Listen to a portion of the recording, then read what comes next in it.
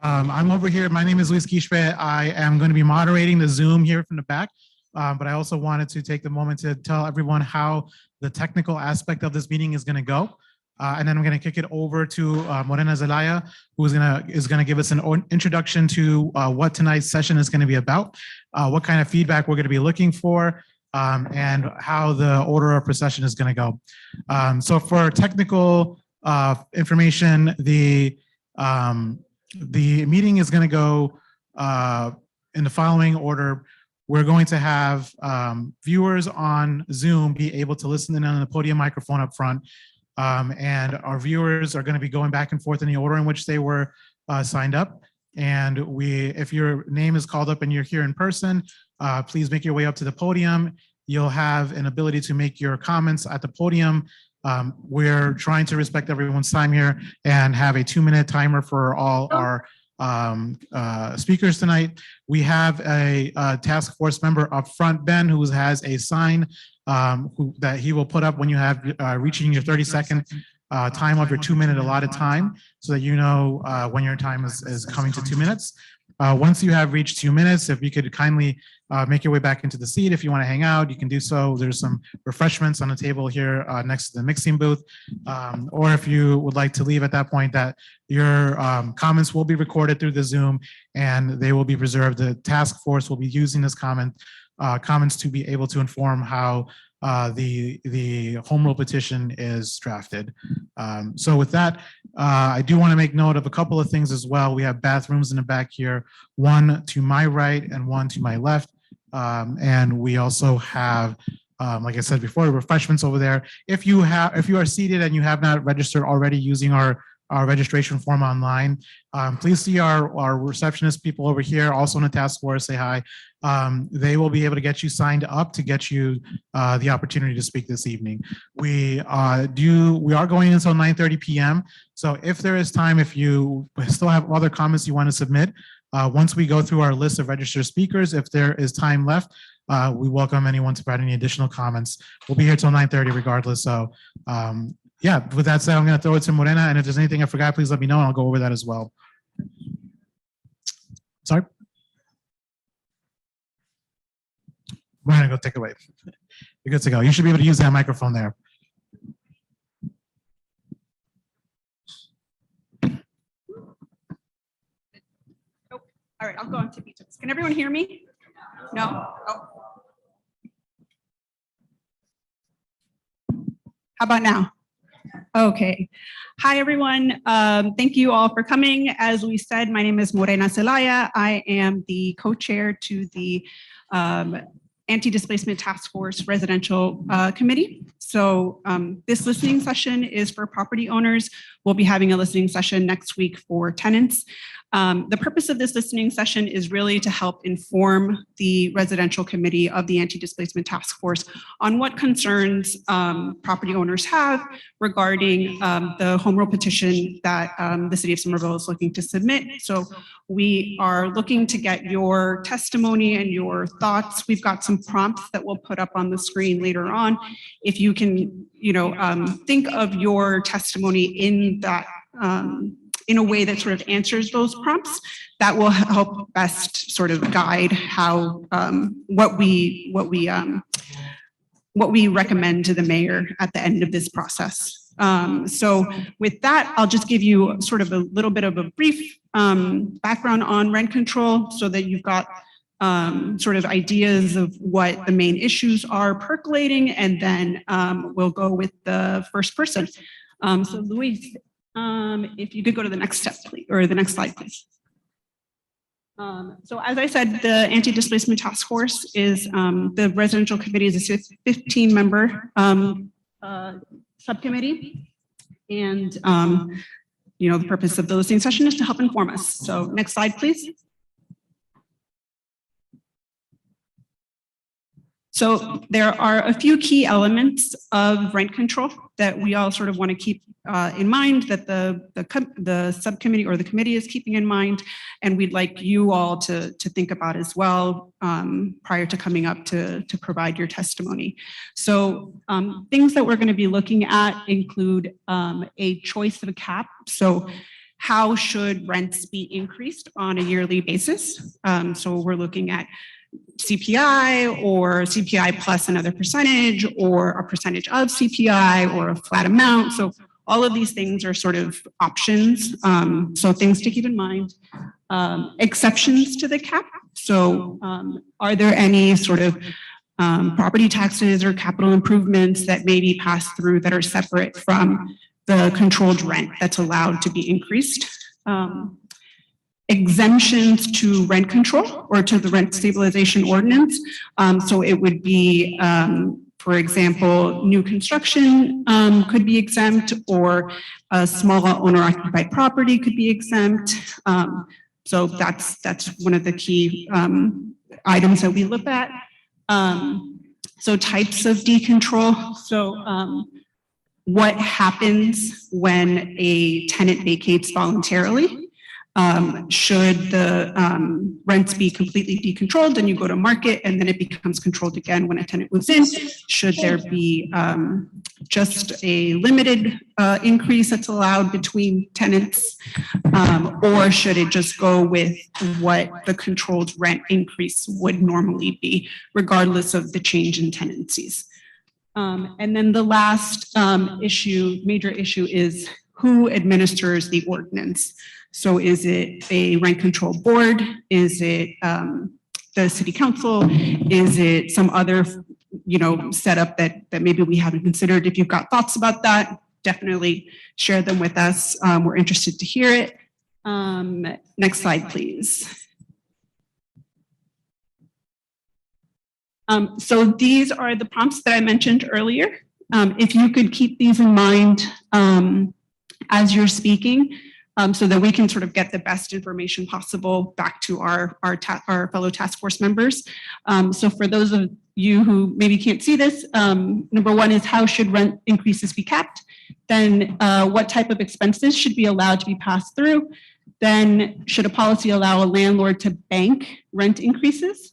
And that would be, let's say, you've got a tenant and you decide not to increase their rent from year to year. Should you be allowed to sort of save up those increases and then say you haven't done it for 2 years, on the third year, take all of them at once? So that's banking. Then should the base rent level be reset to market when there's a change in the tenancy? That was that vacancy decontrol. What type of property should be exempt from rent stabilization, and how should the rent stabilization policy be administered? So kind of what we already talked about in the last slide, but we're going to keep the questions up. We're going to try to keep the questions up so people can keep them in mind. And with that, Luis, I think we're ready to start with the testimony. Awesome, thank you. First up, we have Melissa McWhinney.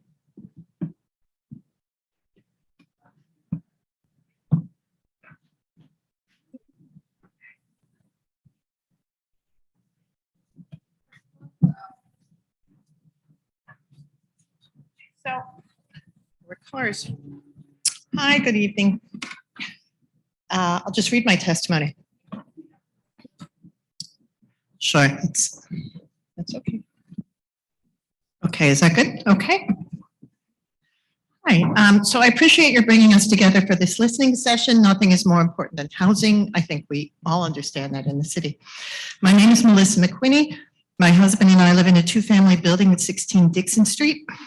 We've lived at that address for more than 30 years. First, we were tenants for a number of years and then purchased it from our landlords, at which point we became the landlords. The 4 or 5 couples we've rented our downstairs unit to have all been able to purchase their own homes after renting from us, because we've kept our rent well below market and our tenants have been able to save.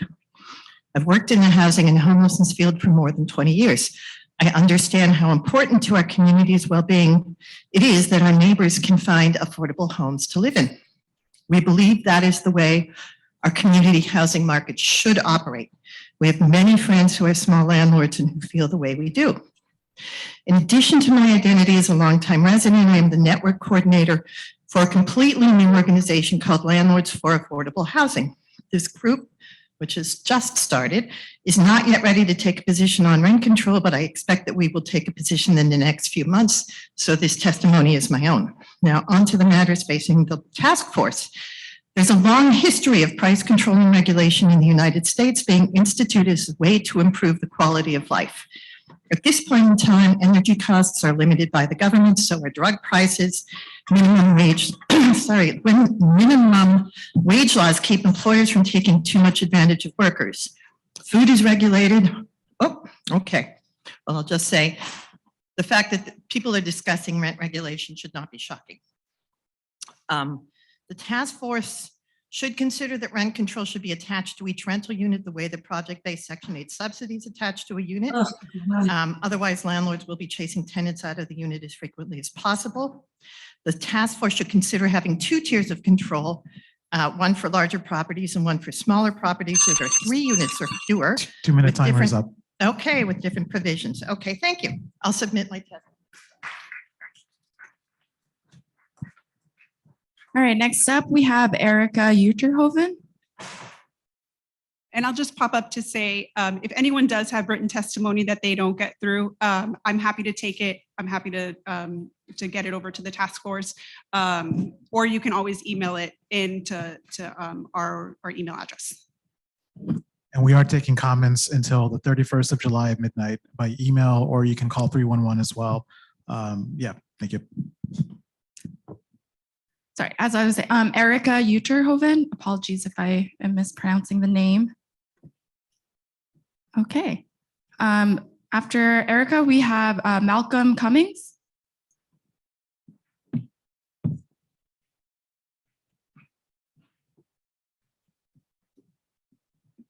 Hello, everyone. My name is Malcolm Cummings. Homeowner. I live at 292 Cedar Street in Ward 5. I grew up in Cambridge. I've lived in Somerville my whole adult life. I rented until I could buy a home, and I was a live-in landlord there for many years.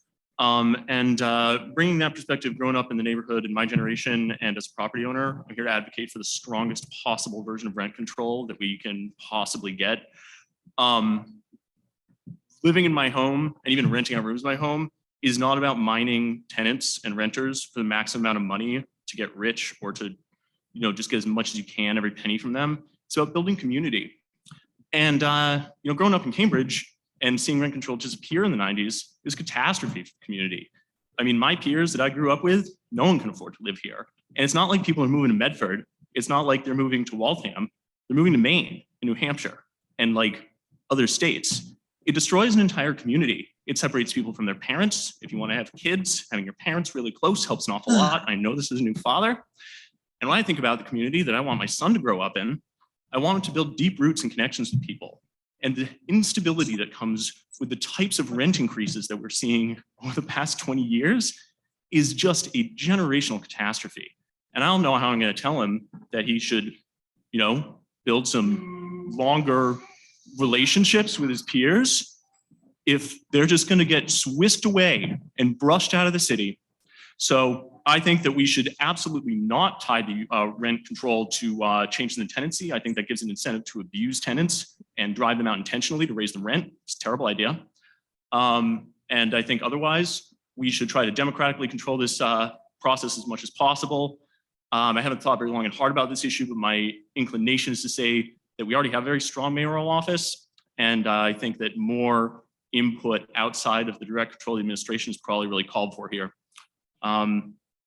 Yep, I think that's just about all I've got. And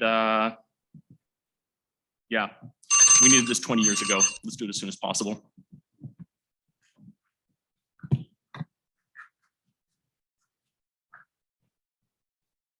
Hi, just briefly, Jill Carrier from the Office of Housing Stability and the Task Force. I just want to remind everyone that we have a lot of speakers to get through tonight. And if we could just give everyone the 2 minutes that they have allotted, treat this sort of like graduation. We're quiet, we let everyone have their turn, and then we move on to the next person respectfully. Thank you very much. Next up, we have Kimberly Rigo.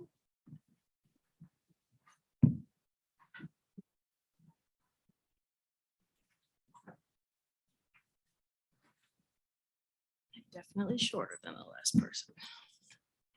Hi, everybody. My name is Kimberly Rigo. I'm a lifelong Somerville resident. I currently own a 2-family in which I reside, and my second unit is rented. When my husband and I set out looking for a home 20 or so years ago, we couldn't afford anything renovated, nothing new. We bought a sturdy home with antique fixtures, horsehair plaster, and a tacky wood paneling that pervaded the front of the house.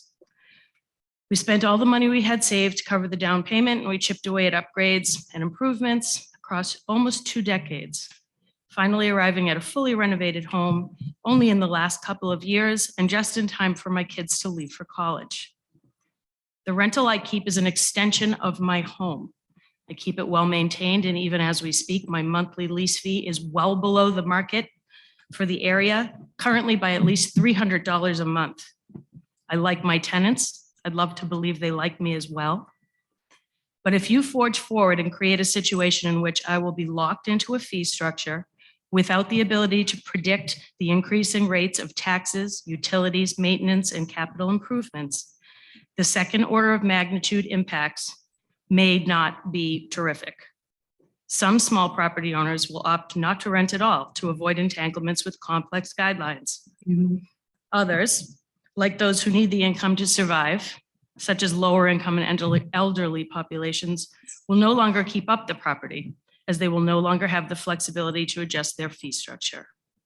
This idea, in my opinion, will hurt the availability of the small rentals and worsen an already significant housing challenge.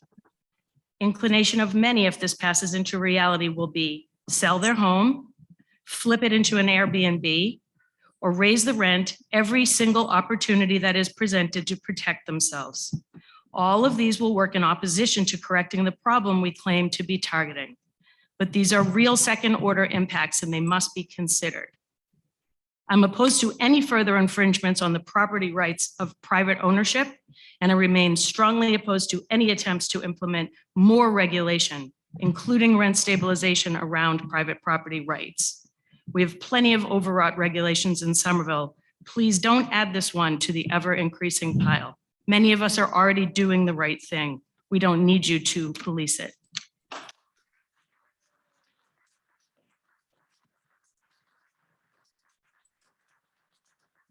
Next up is Chris Lay.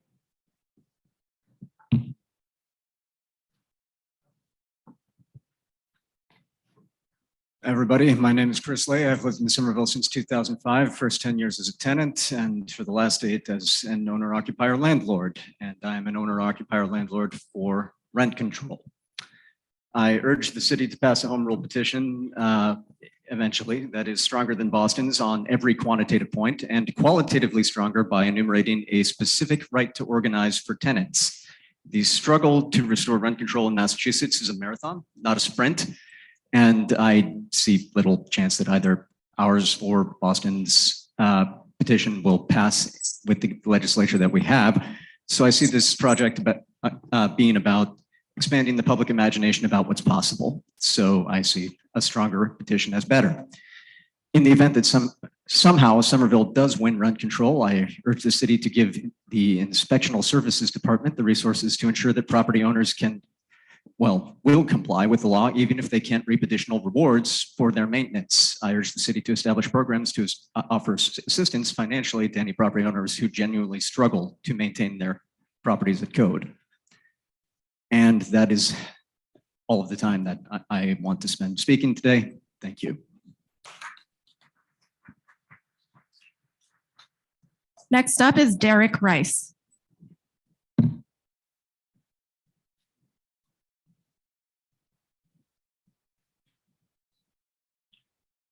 Thank you for the opportunity to speak, and thank you, Mary Valentine, for being in the room. Hi, my name is Derek Rice. I'm an owner of a two-family property in Spring Hill, which is also my permanent residence and my home. I'm speaking in favor of strong rent control. I purchased my home in 2010. Thanks to a 30-year fixed interest mortgage and Massachusetts Prop 2.5, my housing costs are nearly fixed. Over 13 years, they've increased by less than 10%. There have been additional unexpected expenses, but they are a fraction of the overall cost. I have rent control. Since 2010, my property has more than doubled in value. I haven't done anything to deserve this. I didn't make some corresponding contribution to the community or take some huge personal risk. I got lucky. I benefited from a system that lets people with wealth accumulate more wealth. Since 2010, several of my closest friends have had to leave town. They've been unable to find rental units they can afford. They've been unable to purchase homes despite being dual income families with no children. Others have left because their friends or community are leaving. I'm afraid I won't be able to stay. Not because my house will be too expensive, because there will be no one and nothing to stay for. Others are less fortunate. Not everyone can find somewhere to go. We, the people who live here, need rent control desperately. We need some mechanism to stop the price gouging, the housing bubble, the exploitation, and the displacement of our community. I support rent control that is at least as strong as the state bill proposed by Pat Jalen and Rogers and others. I do not think we should entirely exclude 4-unit owner-occupied buildings. The 2-tier suggestion makes sense to me at a glance. We should also absolutely include vacancy controls. Very briefly on the comment of the public referendum that banned rent control, that passed 51 to 49. This was not a broad consensus in favor of banning rent control. It was never that. If you look at the research on the impact of that ban, you will find people citing that it was good to ban it and that things were better. The evidence they point at is property values increasing 18 to 25%. Of course, property values go up when you take rent control away. That is evidence that it was working. 2 minutes are up. We must be clear in the goals of rent control to put people over profits. Thank you. Next up is Eve Sychik.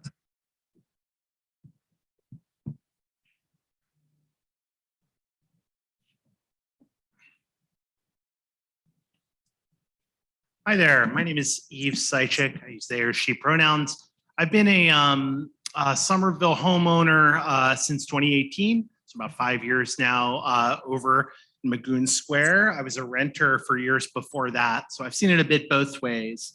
You know, one of the things I've seen in my first home in Somerville when I was renting in Davis Square, there was another unit just across from mine. So a woman of color with 2 teenage sons. And, oh, yeah, I'll wait. Okay, thank you. With 2 teenage sons. I got to know her. I remember when she told me that she was moving to Malden because her rent was doubled, right? And then, you know, I was in the same little cul-de-sac off Cutter Ave. And a few months later, the kids a couple units down said their rent got doubled. And this is just a really unjust system that seems like it's designed to make people, especially out of town and corporate landlords, as much money as possible. I think this 2-tier system is fine, right? I mean, I think there are a lot of small landlords and owner-occupant landlords who are often the most vocal opponents of rent control, but they're not the ones who are making the most money off tenants, right? And I think that rent control policy that really goes after these corporate forces is these corporate out-of-town forces that I think don't contribute to our community at all is what's the most important. So with that in mind, I'd just like to suggest that the Anti-Displacement Task Force, which I hope everyone in this room cares about anti-displacement, right? Maybe you should say if you do when you start your testimony, includes the strongest possible bill, which includes, you know, vacancy controls, attaching rent control to the unit, not to the tenant, increasing tenant protections against eviction, displacement, and retaliation, including just cause eviction and the right to counsel, capping rent increases at inflation, including as many tenants as possible, and including an overall rent cap and an actual dollar amount. Like this would produce a city where people can have the kind of long-term community where I want to live, and I want to stay here. So let's do it. Thanks. Next up is Lillian Worth.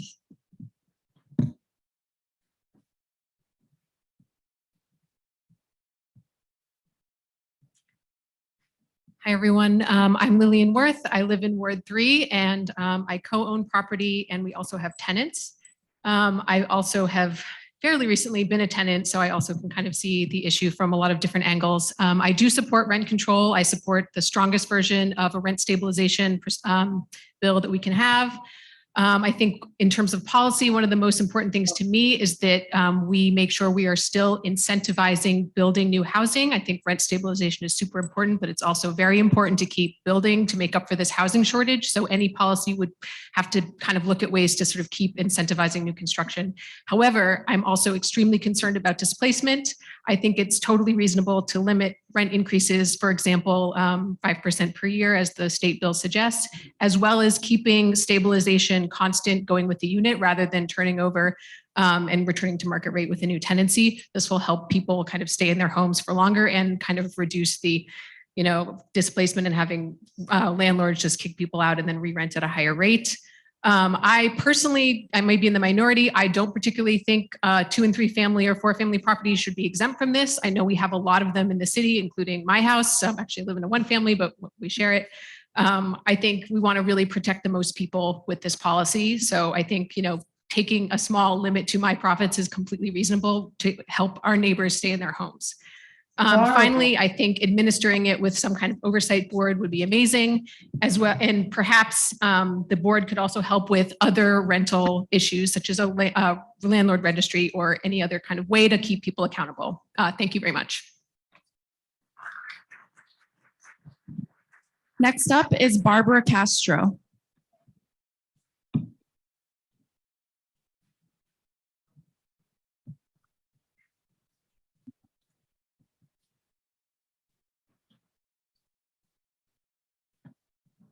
Good evening. My name is Barbara Castro. I live in Ward 1. My husband and I have a house, which is a 2-family house, which we've had since 2003. We could never have lived in Somerville if we did not have a rental. And we've spent 20 years working on that house, restoring it. It's an historical house for future generations in Somerville. And we need to be able to afford to keep this house. I'm not opposed to rent control, but I think it really needs to be done in a very intelligent way. We need to keep middle-class people here as well, and we need to keep people that are like you, like me, who are committed to Somerville, are good landlords and care about our tenants and do the best for them. But we have to be able to increase as well as to be able to pay for the increases in water and sewer, the real estate taxes, and any repairs. So that I think, and I also believe that when you have owner-occupied 2-family house, there should be some exceptions as well. They've also put in here wrongful evictions, and I don't really know what that means because it hasn't really been stated very clearly by this task force. And I've been in the housing industry for more than 20 years. And believe me, Massachusetts has an incredible amount of safety for tenants for wrongful evictions. 2 minutes. Fair housing, you have your own housing mediation, legal services, and our court systems should be doing that. So I'm not really sure. I would like more information on that and further meetings before you write a draft and send it off. And I think that because of the lack of transparency tonight, I only received this message email for 2 days prior to the meeting, and I understand that's true with other people. I think we should also have more meetings on this topic after September 1st when everyone is back, including tenants and landlords. Thank you. Next up is Manuel Martins. Manuel Martins. Okay. Ralph Yeager. Is Ralph here? Okay. Ryan Belmore. Christine Lessard.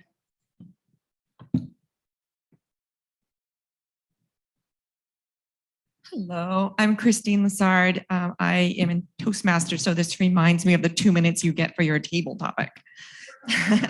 So I moved to Somerville in 1994. I live on Prospect Hill with my husband, 3 adult children, and we have a 3-family.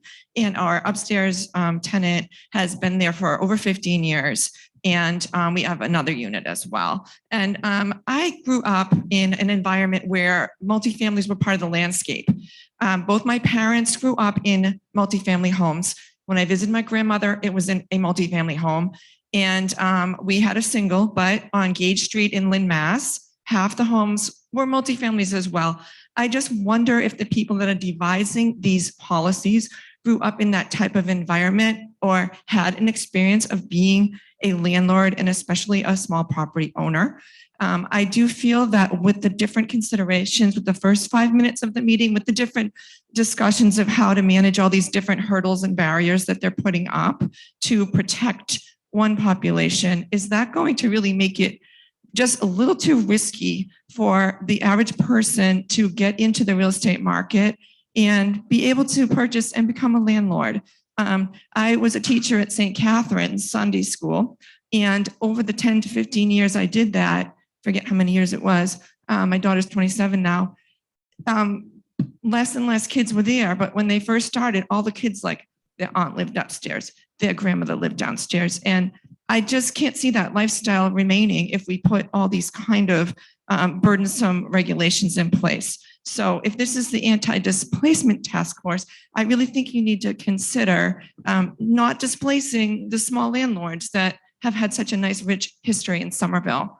There are some people smirking, and I don't appreciate that, but I am glad we all have the opportunity to say our piece, and I hope people will consider my position as a small property landlord and a 30-year resident of the city. Next up, we have John Solari.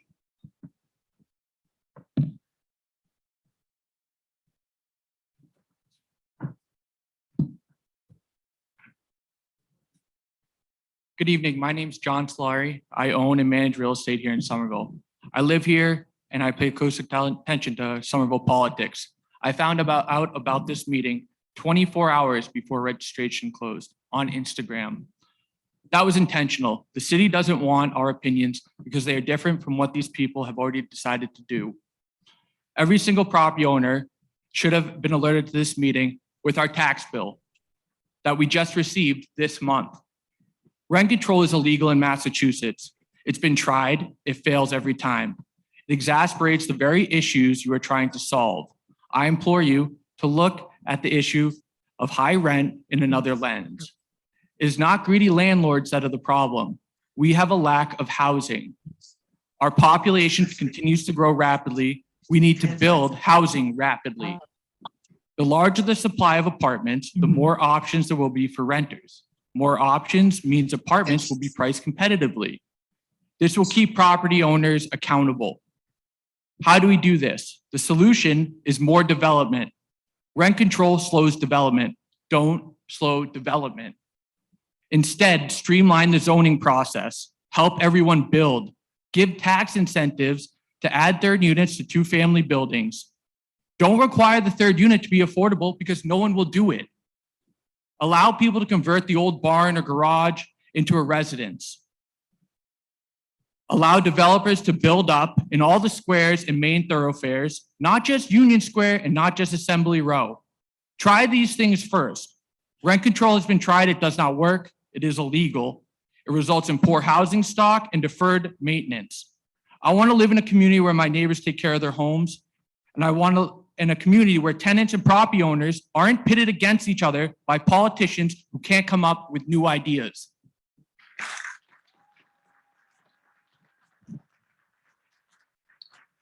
Next up, we have, next up is Mohab Rizkala.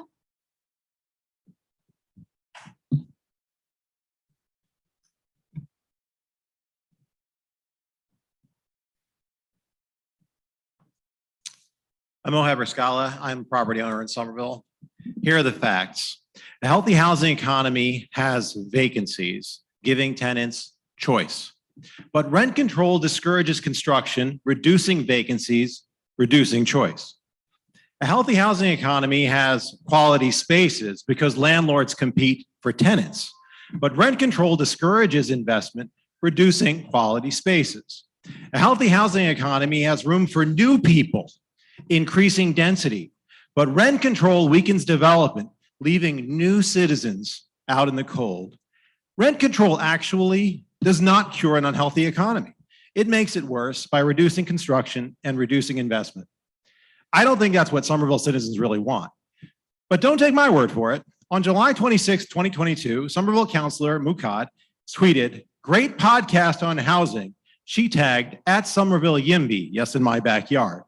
What the councilor tweeted was the July 19th, 2022 Ezra Klein Show podcast. I have copies for you. Why Housing is So Expensive was the title.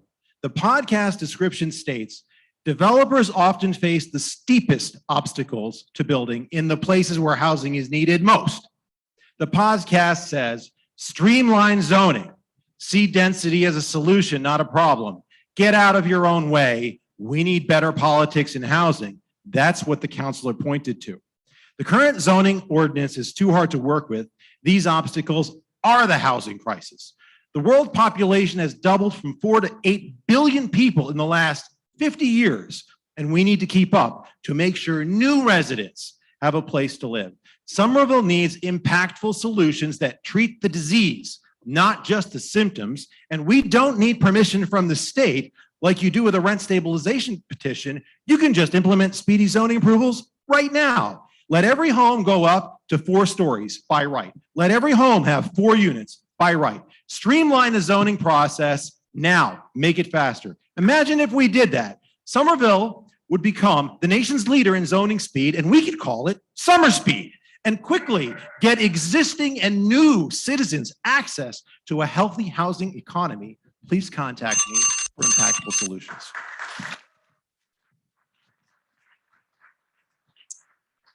Next up, we have Darren Belisario. Sorry, I'm online. Is that okay? We have Darren online. So we're going to be switching over to the online portion for this participant. Darren, you are free to go. Thank you. I'm so sorry for the logistical snafu. Me and my wife are property owners in Somerville. I lived in Somerville for 13 years before we moved out to Waltham. We own a 3-family in the city outside Union Square. I'll start by saying that we obviously do need to bring rents down. I think that everybody's in agreement. Can't hear you. Oh, I'm so sorry. Thank you for letting me know. I think that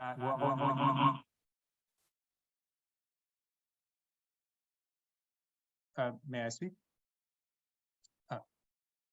Hello? Sorry, are you able to hear me? I'm so sorry. Hello? Can you hear me? Hello? We hear you. Oh, wonderful. Go ahead, Darren. Okay, thank you. I think that everyone here is in agreement. I think, or many people here are in agreement that cost of living is a crisis right now in Massachusetts in general, Greater Boston and Somerville in particular. That these cost of living issues do deprive the city of wonderful, vibrant experiences and a greater diversity of people, both in terms of ethnically and socioeconomically. But as several speakers before me have emphasized, it's important that we tackle and identify what the causes of this cost of living increase are. I brought with me the numbers for our financials for the building.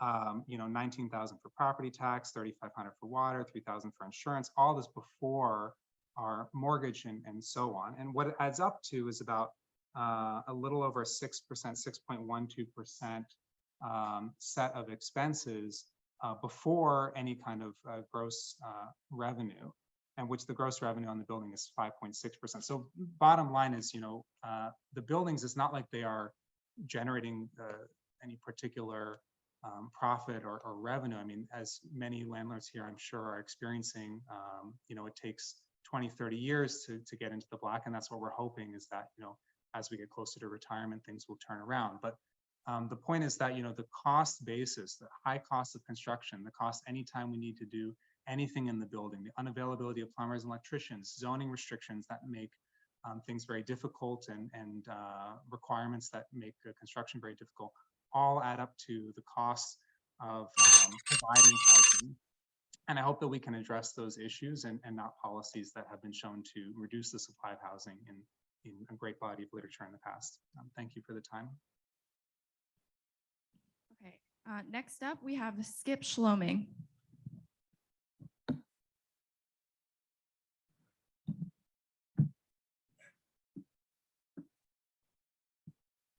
My name is Skip Schloming. I'm a former executive director of the Small Property Owners Association.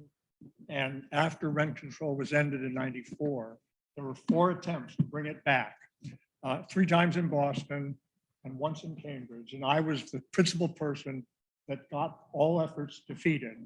And the way we did it is we sent out a 4-page letter saying how rent control hurts every different property owner group. And so in Boston, the city council voted it down 3 years in a row.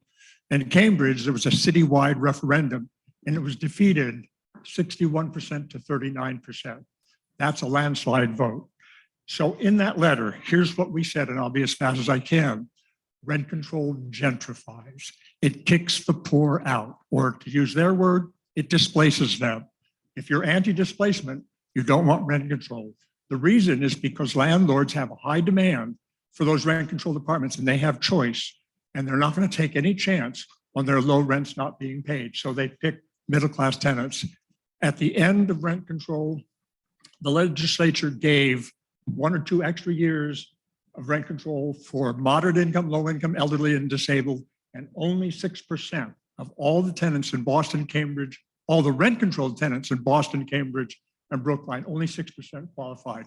That's proof it gentrifies. It also devalues properties. So I've got a 30-second notice. I'm going to stay for the end, and if there's time, I can give the rest of my remarks. My website is smalllandlord.com, and I'll put my comments on that. Rent control devalues.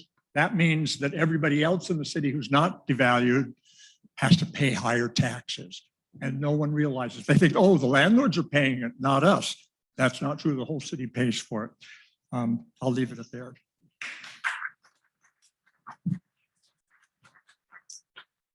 At this point, we will transition to virtual attendees and virtual speakers. So next up, we have Meredith Porter.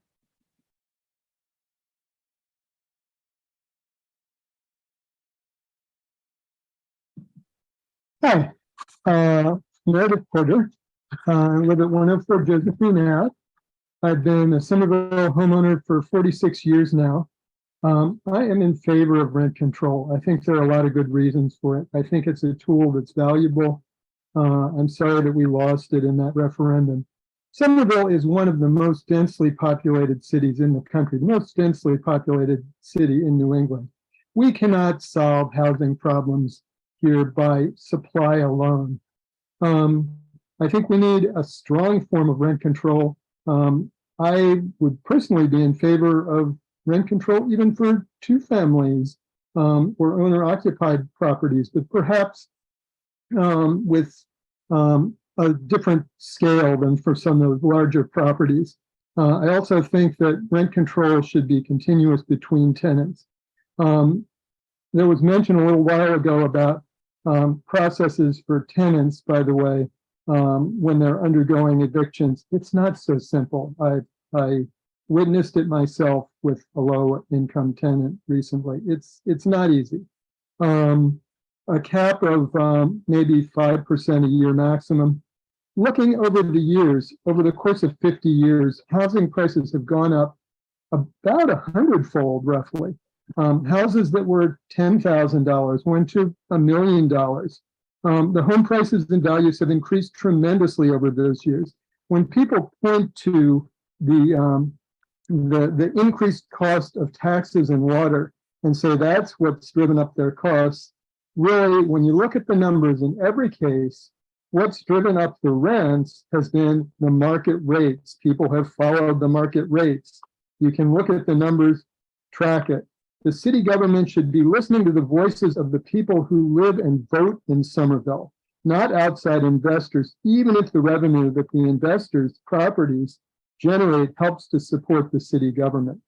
Those are some of my positions. I have lots more to say, but not enough time to say it. Thank you very much. Next up is Nathaniel Clauser.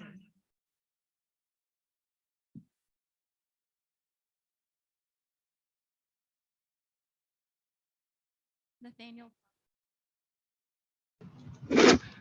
Hi, can you hear me okay? Okay, thanks. My name is Nate Clauser. I live on Warwick Street in Ward 5. I rented in Somerville for 4 years before buying my current one-family home in 2018, which is the only real property I own. I'm here to ask that the task force draft a home rule petition that more strongly protects renters and includes fewer loopholes than Boston's home rule petition. Specifically, the home rule petition needs to include vacancy controls, as well as a prohibition on rent increases in excess of inflation, as well as a prohibition on increases in excess of 5% per year. Also, in light of the number of renters in the city who live in owner-occupied, as well as 2- and 3-family buildings, the protections of rent stabilization must cover those tenants if this is to be a serious effort at preventing displacement in this city. And it's got to have a strong just cause exemption that seriously engages with the fact that many evictions stem from changed financial circumstances, resulting in an inability to pay rent. A genuinely strong just cause eviction standard is also essential, and there should be no banking of rent increases. And I really want to emphasize the need to swing for the fences on this and not just go with the weak tea version of rent stabilization in Boston's home rule petition. Some folks will say that Boston's approach gives the best chance of successfully getting this through the State House, but the truth of the matter is that no halfway decent version of rent control will get through this State House. The chair of the Joint Committee on Housing has taken many max-out campaign contributions from for-profit real estate developers, and many members of the legislature are themselves landlords or have their campaigns funded by landlords.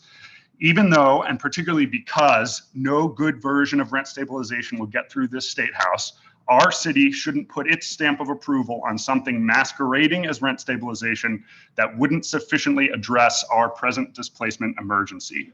Rather, the task force, city council, and mayor should approach this home rule petition as an opportunity to help grow the movement to undo the current statewide ban on rent control. Thank you. Next up is John Bamus. Yeah, thanks. Can you hear me okay? Hello? Can you hear me? Yep, we can hear you. Okay, thanks. Yeah, so I've lived in Somerville for 8 years, mostly as a renter. And I think a lot of the arguments you hear on this topic and here tonight, they miss that housing is not a commodity. I think what you will also hear tonight and during the next session is that the people who live in Somerville know that housing is a human right. It's the key to generational wealth. And I think really this debate is about who gets to have that. And if people that have it in Somerville want to provide a fair shot for their neighbors to get that. So, you know, this administration, a lot of people tonight, a lot of people in the city do talk a lot about social justice, about housing, about stopping displacement, but this is a chance to start trying to do something at the local level. We are in crisis and we have a choice. It's do you want to live in a community? Do you want to live in a city? Or do you want to live in an investment portfolio where everyone is scraping to get by, even people that, you know, are worried that this proposal might mean that they might be displaced if they're a small landlord. So I think we can answer that question with the strongest possible protections that we can get now. And, you know, details aside, it is critical because Somerville is 2/3 renters. And to me, this debate is really about who represents them. I mean, you're going to hear from people tonight that make a lot of money off of the state of housing in Somerville. But I really hope that we remember the folks who are not here, who may not even be able to make voter registration deadlines, who do live in Somerville, and that this government needs to work for them too, because they live here and they need a voice. Thanks. Next up, we have Daniel Wong.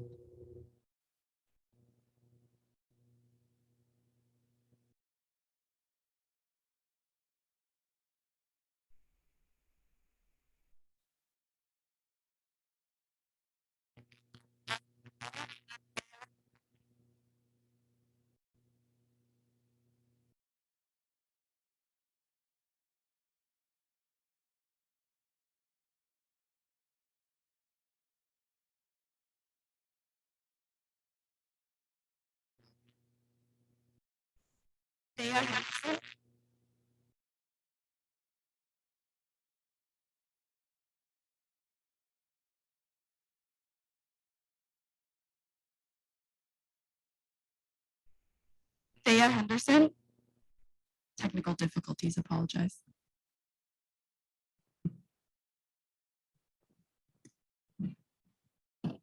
Sorry.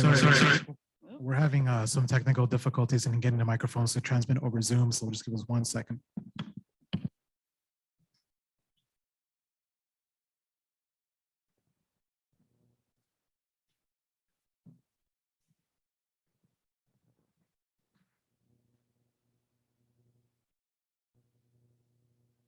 Daniel Wong.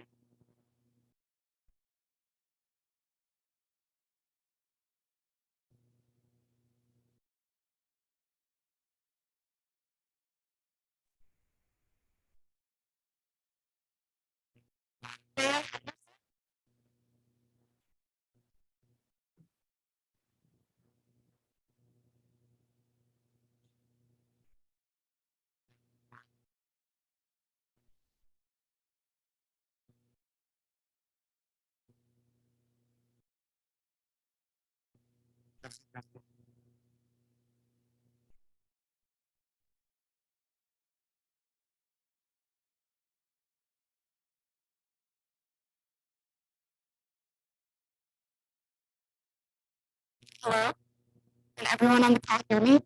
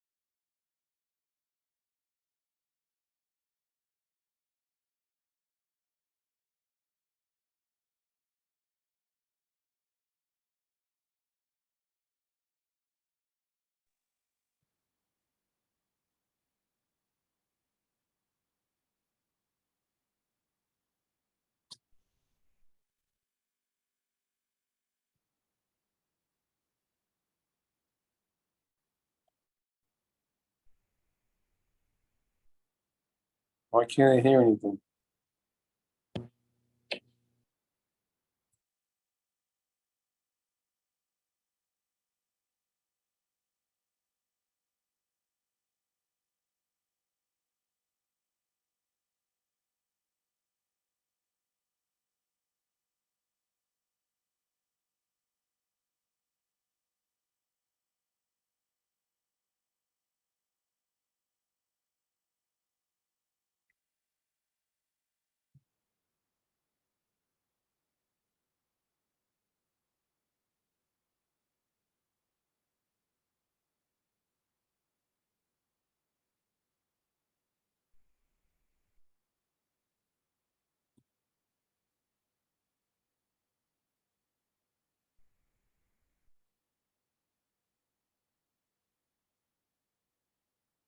So.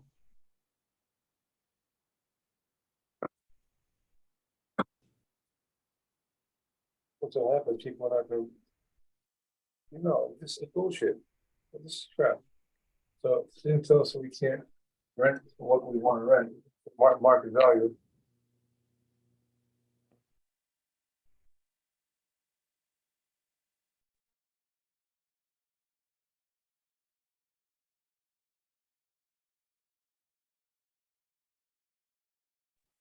Are we still having sound problems?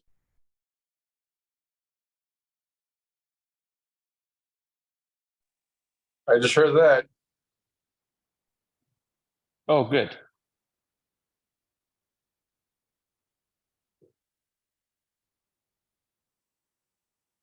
Testing, testing.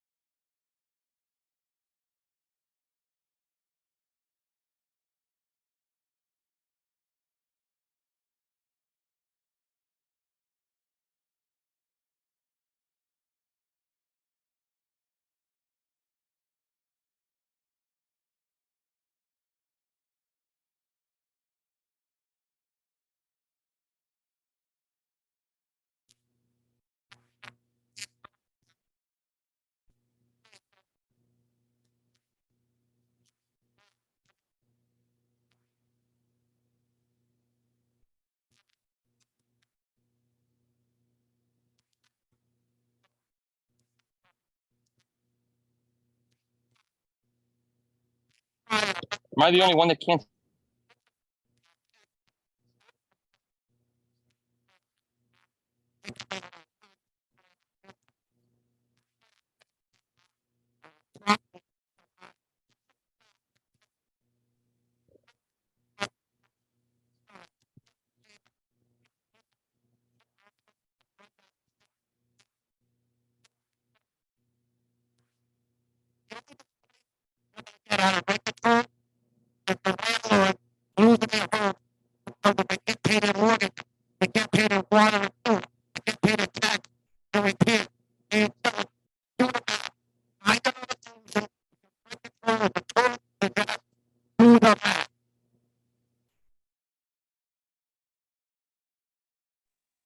Didn't understand one word he said, but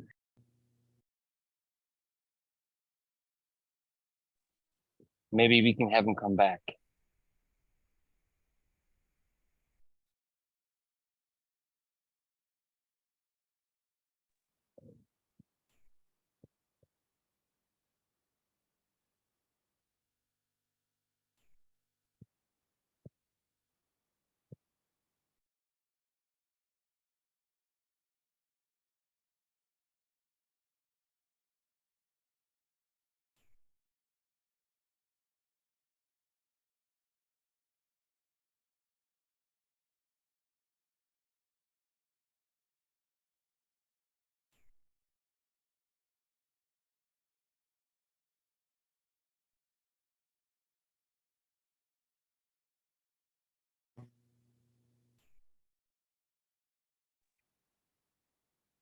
No sound, just garbled.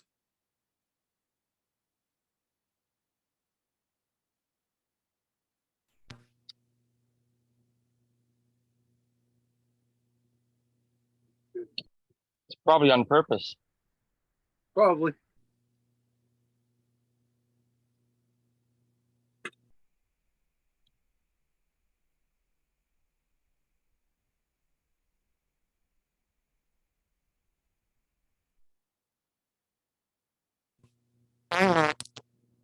You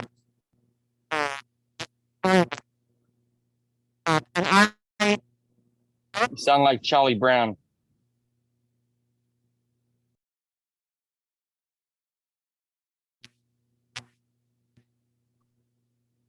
Yep. Wah, wah, wah, wah, wah. This passes. Anybody want to buy a 3-family in Somerville?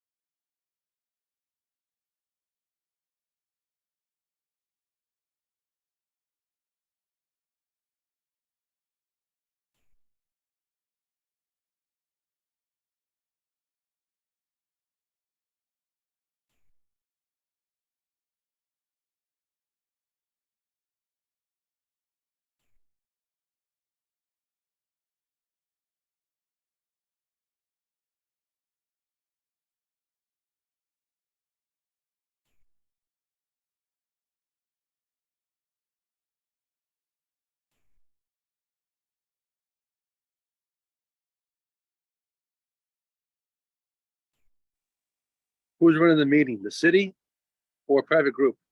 Christine last year, she had this great idea that we should be charging a luxury tax to people who are paying banana sales in Somerville. And then that money should be, supporting landlords to be able to maintain properties at decent rent for tenants to be able to stay in Somerville of all income levels.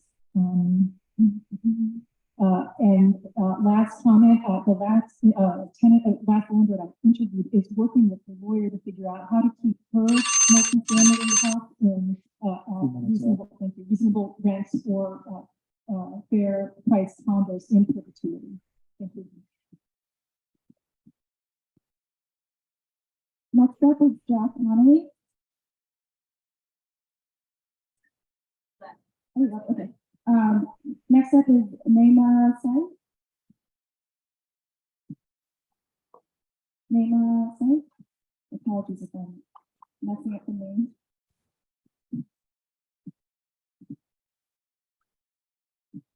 My name is Naima Sai. I'm a homeowner at 293 Cedar Street. I'm also an educator. I've been an educator at Somerville High School for the past 7 years, and I'm here to speak in favor of rent control. As someone who has worked in the district for 7 years, I have seen many of the people I know move out of Somerville because they cannot afford some of their rents. I've seen my coworkers, educators, who had to move out of Somerville because with teacher income, they cannot afford to rent here. When I started teaching in Somerville in 2015, my income was $37K, and my rent was $800. Just, reference.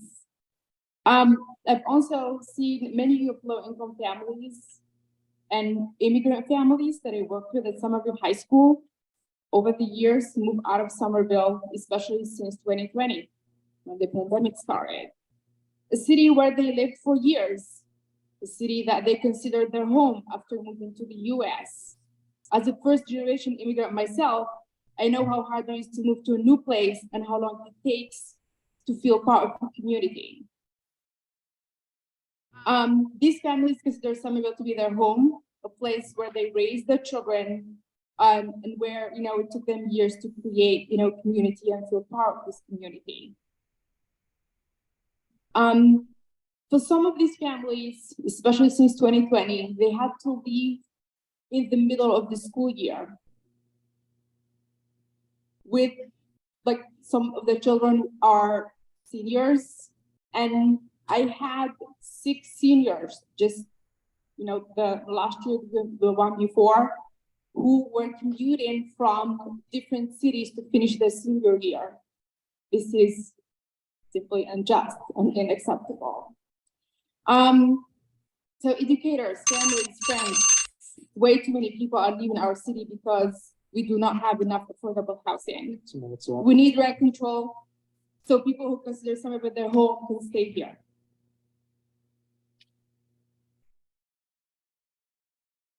Next up is Deb Reed.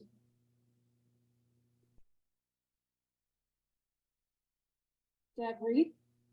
No, okay. Bert Faulkner.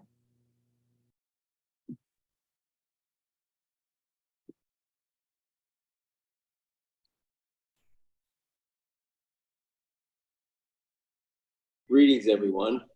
Thank you for letting me speak. My name is Bert Faulkner. I am a landlord in the city and a resident.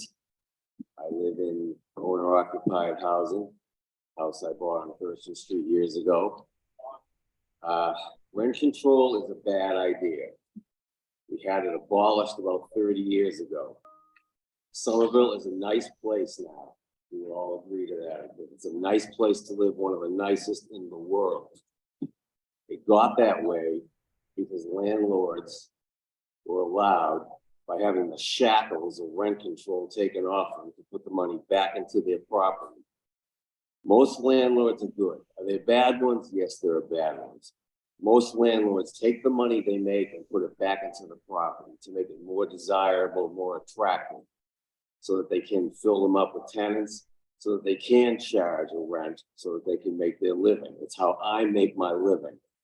I am honest, I am just, and if you asked every one of my tenants what kind of a landlord I was, they'd tell you I was a good one. And most of us are that way. We are not the devil, we are not evil. There are some places and people that come in here from out of town to take advantage and condominiumize things and build things and do charge outrageous rent. It's not me and it's not most of us. And how much time do I have left? But I just want to express that most of us are just good people trying to make a living, and we treat our tenants well. In my buildings, there are flowers all over the place. That will go away. I have the halls professionally cleaned. That will go away. You call me up when something's broken, it gets fixed that day or the next. That will go away. The painters, the plumbers, the electricians, their workload will be cut probably in half because the landlords cannot afford to hire them to keep the properties up. That is the result of rent control. Sure, it sounds great. Oh, my rent's going to be $500 less. The price that's paid is incalculable. It is destructive to the city. It takes away the incentive of the businessman, and it essentially ruins the city. And that's what will happen, I can promise you, if rent control comes in. Thank you.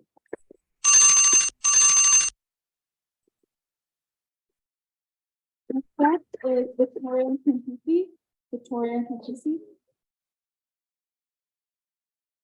Okay, Alex Wheeler.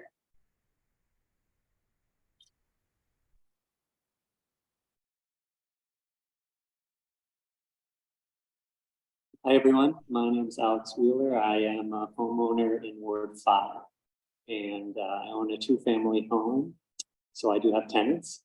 And I absolutely support rent stabilization. I think it's important to think about that. We're talking about rent stabilization, limit on how much it can go up every year. From my own personal experience, I've looked at my numbers, and I saw that in a few years, if I wanted to, I could get the rent on my rental unit to the point where my tenants are paying my mortgage, property taxes, water, homeowners insurance. So I could get there if I wanted to. What does that mean for me? That's not just rent control for me. That's me living for free while my tenants buy me a house over the course of 30 years. So this to me feels unnecessary. Why would there be a world where more than 5% every year would be necessary to achieve that goal? It doesn't feel necessary for me to live for free while my tenants buy me a house. It doesn't feel right. So I support smart proposals like have been done in Boston in the Jalen bill. And in terms of whether rent control works or not, I think there are these other cities where it seems to be working really well. My sister lives in Oakland. She's lived in a rent stabilized apartment for 12 years. And it's the way that she's been able to stay in that insane market that's almost as insane as this one. Thank you.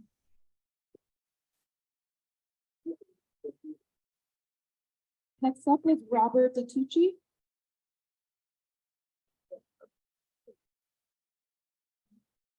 Robert DiTucci. Okay, next up is Earl Evelyn.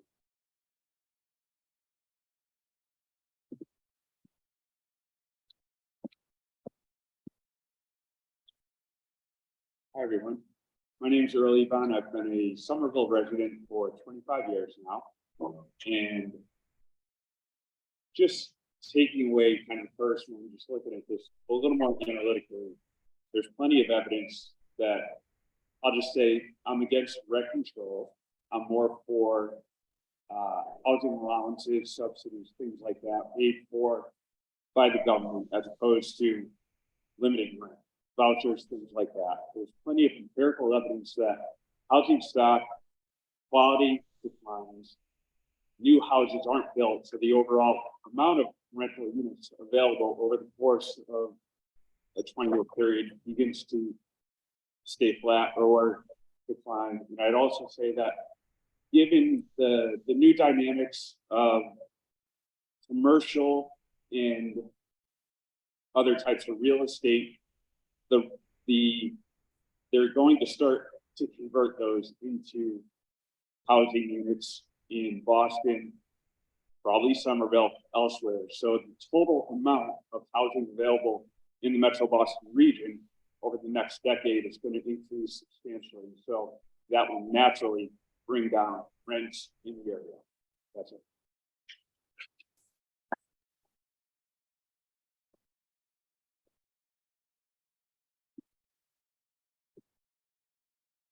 And that concludes the list of people that we have registered to provide comments in person. We still have individuals who are going to provide comments virtually. So we're going to be transitioning over to the list of individuals who indicated they wanted to provide testimony virtually. So Blair is going to call out the first testimony provider. The first person on the virtual list is Daniel Wong.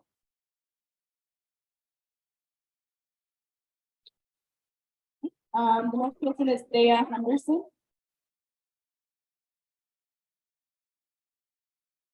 Okay, the next person is Meg H. Hi, I'm here. Meg- Can you hear me? Yes. Okay.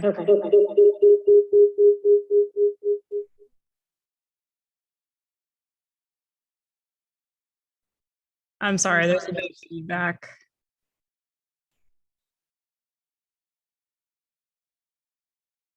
I think I'm going to yield my time. I can hear myself talking.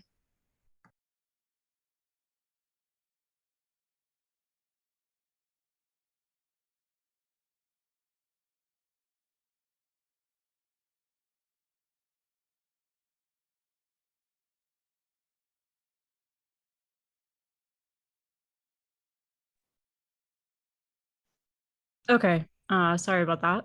So I have been a Somerville resident and property owner for the past 7 years in Ward 5. And I'm providing comment today to show my support for a strong rent control policy, one that is at least as strong as the one proposed by the city of Boston. And so I live in a city like Somerville because of the community of people who live here. And so I feel we need to implement rent stabilization in our city to curb the ongoing displacement of people who have made Somerville their home. And I think that real estate developers and what I suspect is a minority of residents that oppose any rent stabilization are not thinking about what's best for Somerville and what makes it a vibrant and diverse community. And I appreciate that this topic has been open for public comment, and I hope to see the city of Somerville provide an example of what a strong rent control policy looks like for the state of Massachusetts. I yield any remaining time.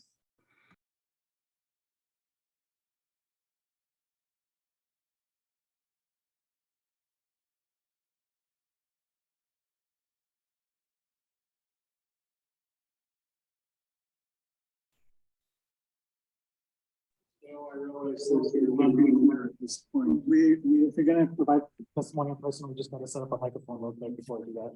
Let me know when you're good, right? Yeah. Okay.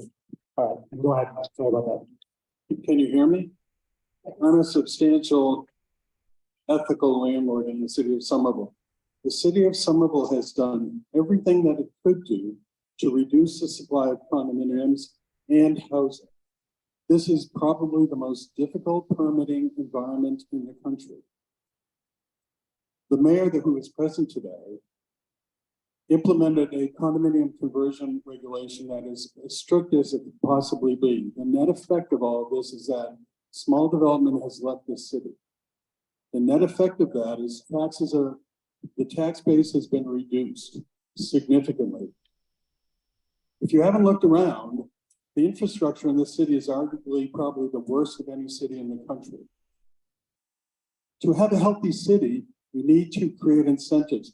There are no incentives. The development community has left this city between the difficulty in permitting, a historic commission that basically says no to everything, a condominium conversion regulation that makes the existing condos more expensive. Think about that. Creates fewer of them, makes it even more expensive to live in this city. I lived through rent control in Cambridge in the 80s.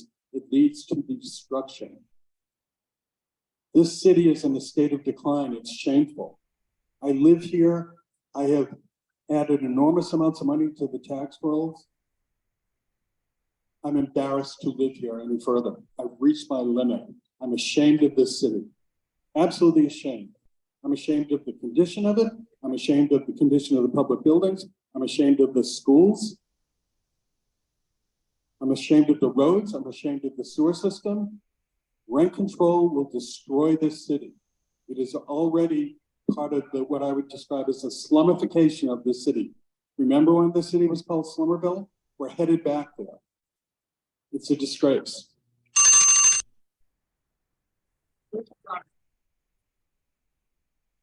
All right, we're moving back to virtual now. So next up.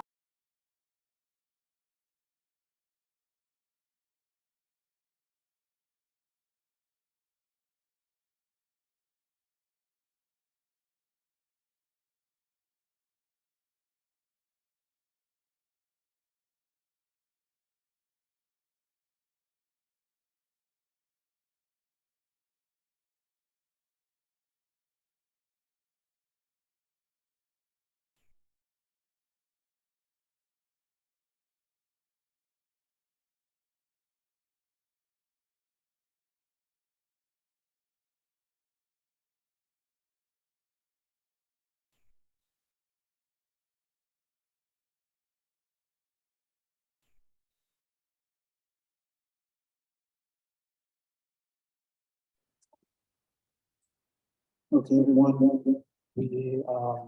That concludes the list of people that have signed up to provide testimony virtually. We're going to now transition to people who arrived in person and did not register. One moment while we get that list.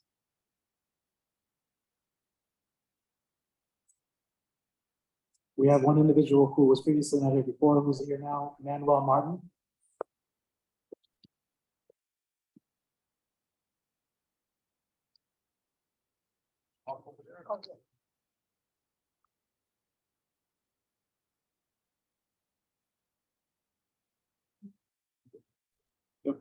So I'm a small landlord. I try to keep my rents reasonably, but I find that this is it's not going to work.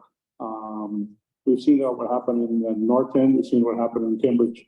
And my concern is that as the property taxes goes up, the water, the electricity, the maintenance and upkeep of the properties has to reflect on the rents.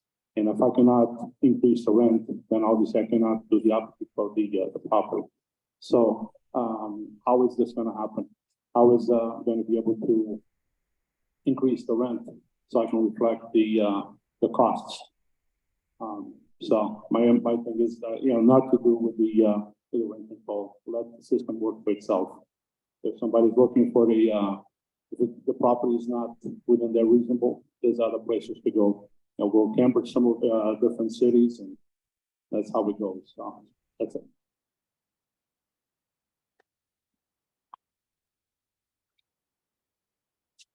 Okay, we have one individual who's registered in person. Daniel Engel.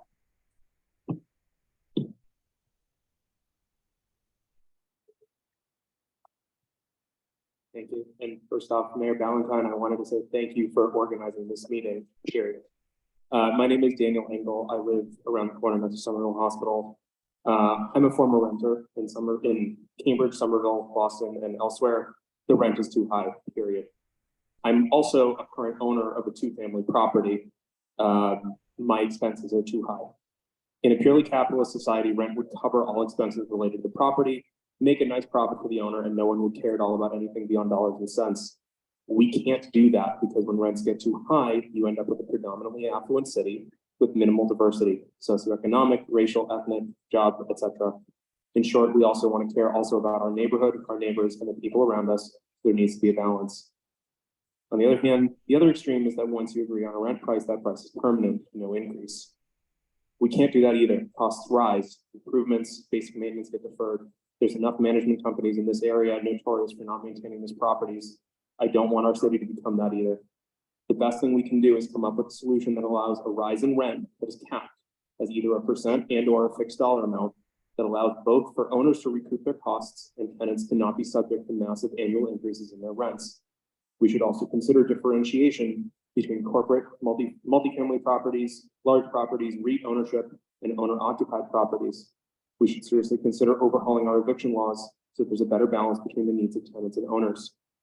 Some specific suggestions: a rent increase capped at the greater of CPI 5% or $75 a month. Allow for a capped jump up, quote unquote, upon vacancy after a fixed time frame with a single tenant. We want to encourage tenants to stay in this wonderful city. Talking about administration, through an oversight board consisting of a mix of governmental individuals, tenants, and owners. We can allow exemptions for rent increases as needed. We want to stimulate new construction, not only fancy pants, rich housing, but normal everyday housing for the poor, the middle class, for everyone. We want to heavily encourage our own and neighboring communities to build dense housing stock, particularly around transit hubs. Fewer residential height restrictions should exist the closer you get to a transit hub. Thank you very much.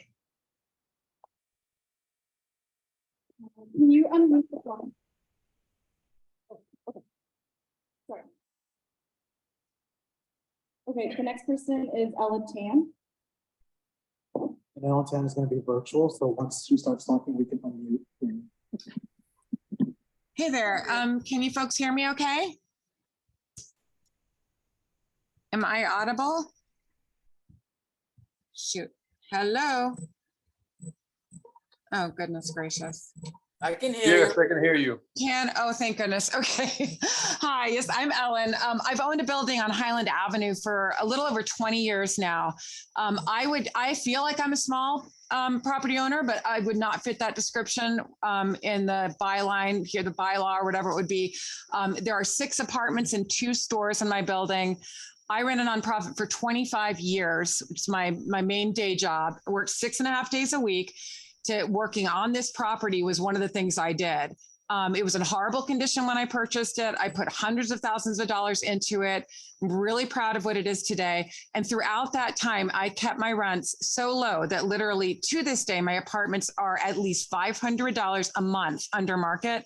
And the 2 stores are $1,000 at least below market. So I could have artists in those stores.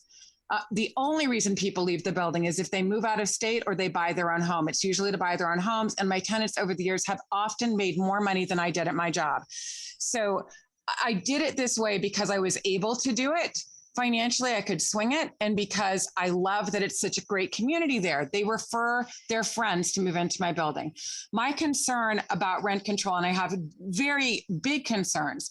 The primary one is how would base rent be established? The fact that there are people out there like me that have basically been doing our own form of private rent control. If those base rents start where my rents are now, I'll be in serious, serious financial trouble if we go through another series of, economic inflation periods as we have. And, inflation, they might say was 7 or 8%, but as all of us know, in the construction, repairs, maintenance fields, way higher than that. A sheet of plywood was 2 to 3 times more the increase over a 2-year period.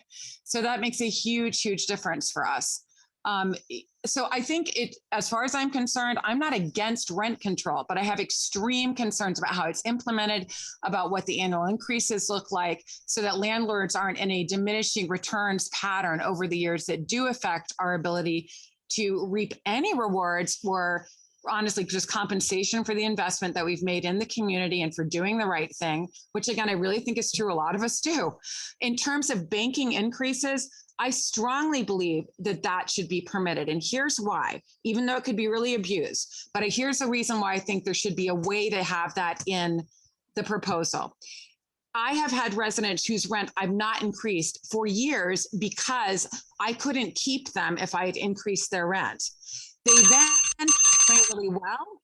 And it would be nice for us to be able to increase the rent for them to be able to continue to stay. And on top of that, if I don't increase at all for someone for 5 or 6 years and they end up moving out, I should be able to bank those proposed increases for the new resident, like the acceptable increases in whatever, legislation, should it be passed.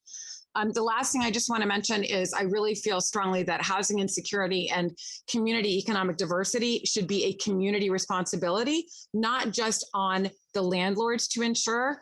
I happen to really value that, but I also feel that as a taxpayer, my tax dollars should be going towards public rental assistance and mobile vouchers so that residents can, on the basis of need, live in any community they choose and have some of those costs for them offset by rental assistance. And again, for those that actually need it. I think that's it. But thank you very much for listening.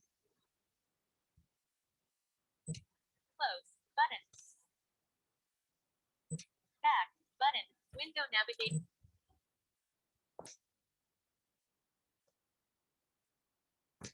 Top back off. Unbelievable. This is a crazy thing.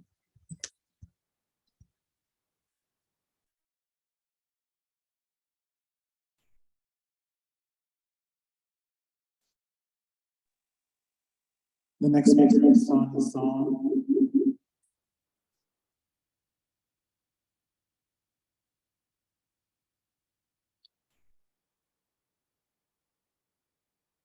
Sonia song.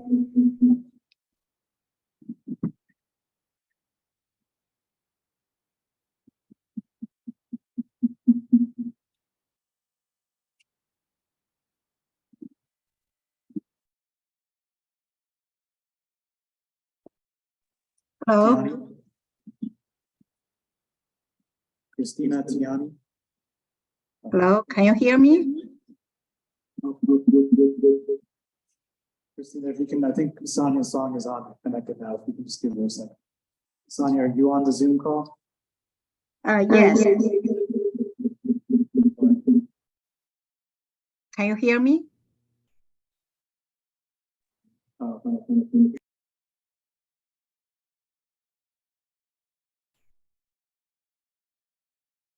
Hello? We can hear you. Okay, thank you. I'm a resident and also landlord in Somerville.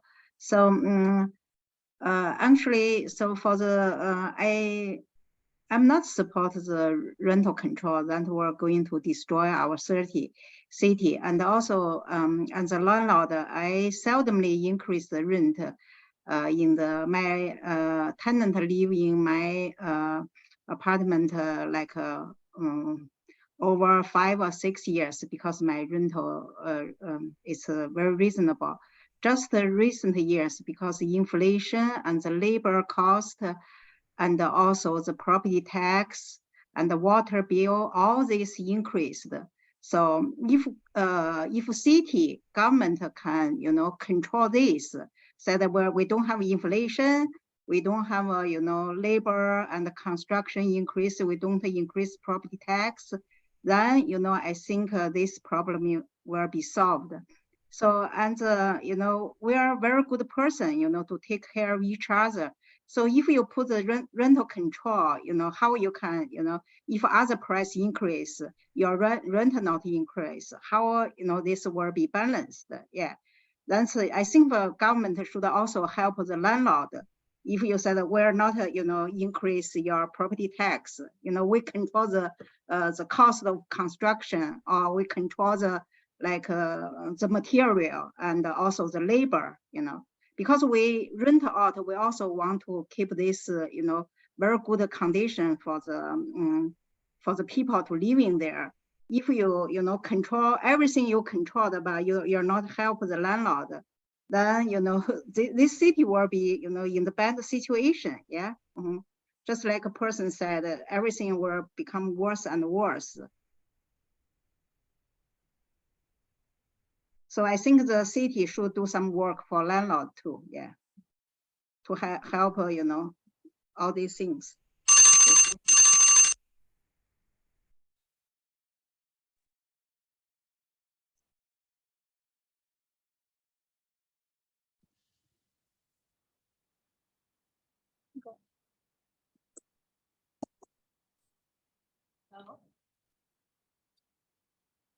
Christina Tiani.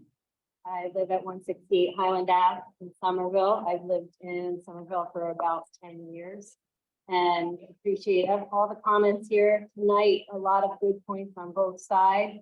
I think everyone would agree this is a community that cares about economic and social diversity. And I think landlords should support that as much as they are able to afford to do so. And there's no requirement that you have to rent at market rates. There's the option to rent at whatever rate you choose. So I don't think rent control is something that needs to be legislated. But I also just wanted to make one other point that hasn't been made already. We got here a little bit late.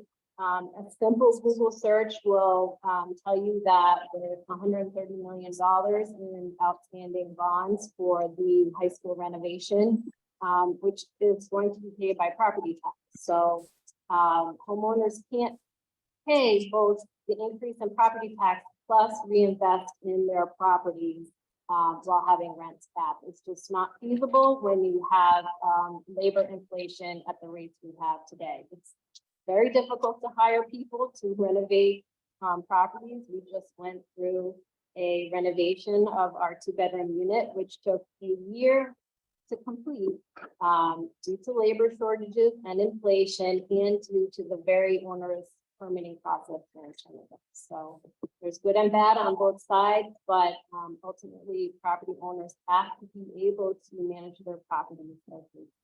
Thank you.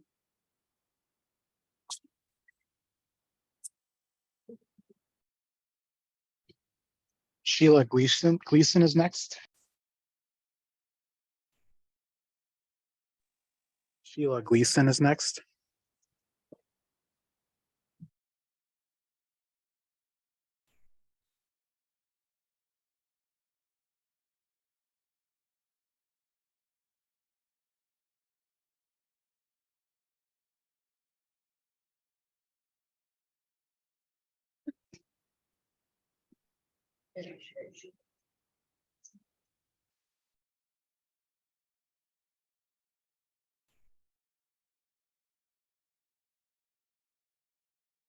The next person is Marilyn. Oh, Marilyn, that's me. Can you hear me? Yes. Yeah, I grew up in Somerville, and I never owned a house. My family rented, and it was very difficult. But now I'm a landlord, a very proud landlord. I've owned my house for 20 years in Somerville. And you know what? I did buy my house as an investment. And I feel like the whole tone of this meeting is every landlord is rich. I'm not rich. I'm a retired now. You know what? Big surprise to the city of Somerville. I need the income. I'm not rich. So again, I just feel like the tone of the meeting is that every landlord is rich and we're trying to exploit the tenants. No, I've been a great landlord for 20 years. I haven't gouged the tenants. But again, a big surprise is, I don't know about the rest of you landlords. I need the income. I need to increase my rent when the taxes go up, when the water goes up, maybe to take a trip. I just retired. So yes, I did buy my house as an investment. I'm totally against rent control because I've never seen the city manage business things well, like real estate. So I do not want to put my real estate assets in the hands of the city, trying to decide when the rent increases have gone up. How is that going to work? Does any landlord really feel like the city is going to manage their asset well? I do not. But again, I'd like to repeat, I rented my whole life, so I'd see it from both sides. I grew up here, but I do not want to put my rental property in the hands of the city. And also, if somebody buys a house now for $1 million in Somerville, which is probably the going rate for 2-family, having rent control is really going to be a deterrent for them. So again, that's it. But I just wanted to say, I am a landlord that actually does need the money. Thank you. Sheila Gleason.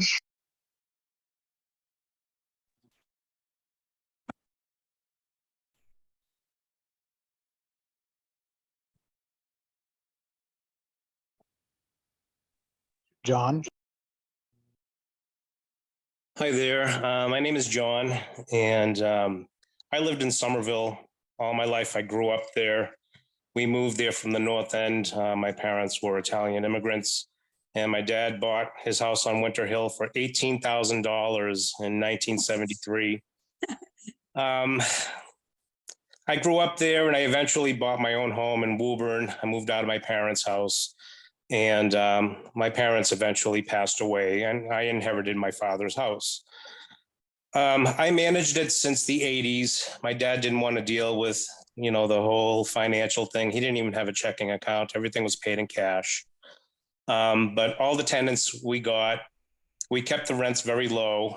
And after my parents passed away, I continued doing that. Like somebody else mentioned earlier, my tenants stay there for 9-10 years. They eventually leave when they want to purchase their own home. They've saved up enough money and they move on. They're not leaving because of rental increases. I go 3 or 4 years before I have to raise the rent because the taxes go up, my house insurance goes up, or water goes up. I like keeping my tenants there. They're great people. They watch the house when I'm not around. I even reduce their rents if they're willing to shovel snow and do little projects around the house to give them a break on the rents. And like someone said, the good landlords don't really make a profit. I make very little. I go there, I maintain the property. I like to keep it looking nice. My dad was on the Chronicle TV program for his garden in the 90s, and I try to keep up the yard to high standards because of him and the memories that I have of him. So I'm really against rent control. I think the good landlords are already doing whatever they can to keep the tenants that they have in their homes. Who wants to keep tenants moving out and having to redo the apartments and paint and all of that? It makes so much more sense to keep the people there. So I just wanted to voice my opinion. I'm now paying over $12,000 yearly taxes, over $3,500 in house insurance, and over $3,000 easily for water and sewer. And that's not counting all the improvements. I had to replace all the windows on the second floor for $3,600 last year. And there's always bills to upkeep these old buildings. It's an old Victorian built in the 1800s, so it's constantly needing repairs. And, we try to keep up with the properties because the good the good landlords, again, want to keep them nice, and they're proud of the city that they've lived in. So, but thank you for giving me time to talk.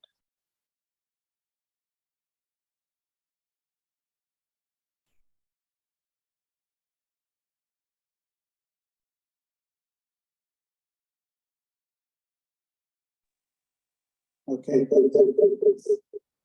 That concludes the list of speakers tonight that have registered. Are there any speakers in person that would like to provide any additional comments at this time? Otherwise, we have no additional speakers at this time. I'd like to speak. We have an individual on Zoom who'd like to speak. Can you please state your name and then you can go ahead. Hi, my name is Alan Hebert. I own a 3-family in West Somerville. I have a family member living 1 unit and the other 2 units are under market rents. I am opposed to rent stabilization. We have a housing shortage and no one will add housing to lose their own money. Rising rents have been the result of many things. Some of the ever increasing items are property taxes, insurance costs, constant repairs, electricity, heating fuel, lawns, snow, water and sewer rates. Our leaders should consider reducing the operating expenses. What our leaders could do is make rents not taxable income. It's really a housing occupation tax only placed on rental units. This drives rents higher. It's surprising that tenants have never realized this. This hidden tax does not apply to owner-occupied dwellings. Our leaders could also lobby to eliminate sales taxes and depreciation on everything housing related. This would also reduce fossil fuel consumption if they care about that. The mom and pop owners are doing half of the affordable housing. After being a housing provider for almost 40 years, I have yet to see one panel or group discussion where the small mom and pop owners are invited to participate and to explain how to create and supply housing that is lower priced. Instead, some politicians have sadly pitted people against one another to obtain votes. I have a suggestion that the property tax bill that's about to be sent out has an added piece of paper asking those property owners if they will forego their residential exemption for the quarter, with the promise that the city apply that extra money to affordable housing, preservation, and creation. I also suggest that all the housing advocates have their retirement funds invested in affordable housing. They can then decide who to charge under market rents. They can decide who not to do a credit check. They can learn what block rate billing is, depreciation is, how important it is to do a credit and reference check on perspectives. With them doing that first, it would set a great example for others to participate. Small property owners have been doing this for decades, and we would welcome more participation. I see that as a win-win solution. If the city decides to have rent stabilization, then the city should make up the difference in the lowered rents to the owners affected. Thank you for my 2 whole minutes.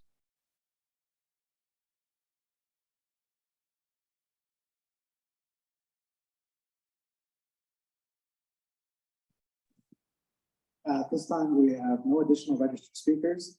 We will remain here ready to receive any additional feedback until 9:30 when we are scheduled to close out. But at this time, we have no additional speakers. We will just put the meeting on mute until we either receive additional participants on Zoom or we receive individuals walking in to provide feedback.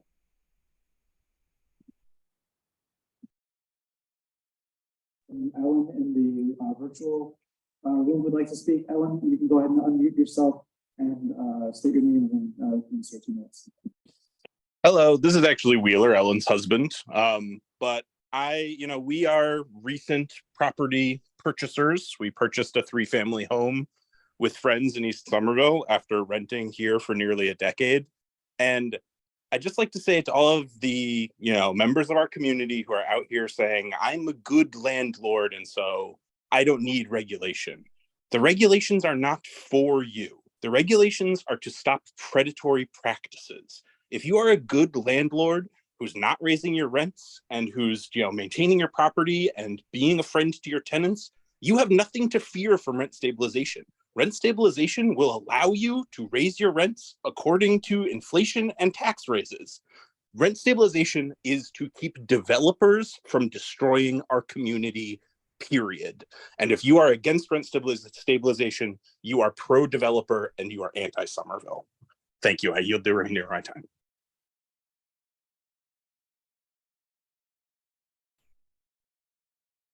Are there any other individuals wishing to provide comment either virtually or through Zoom?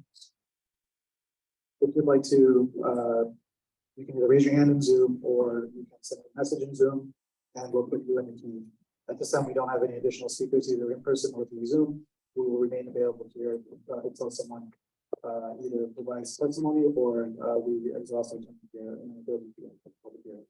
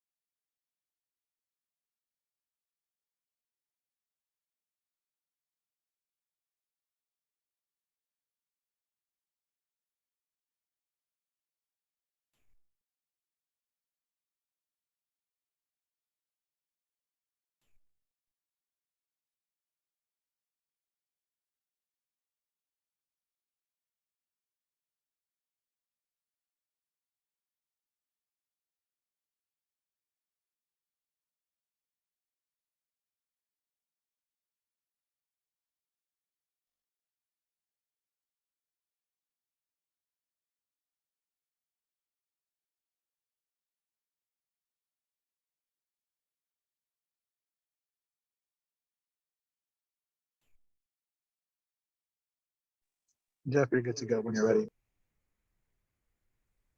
Great, thanks. Can you hear me all right? Yes.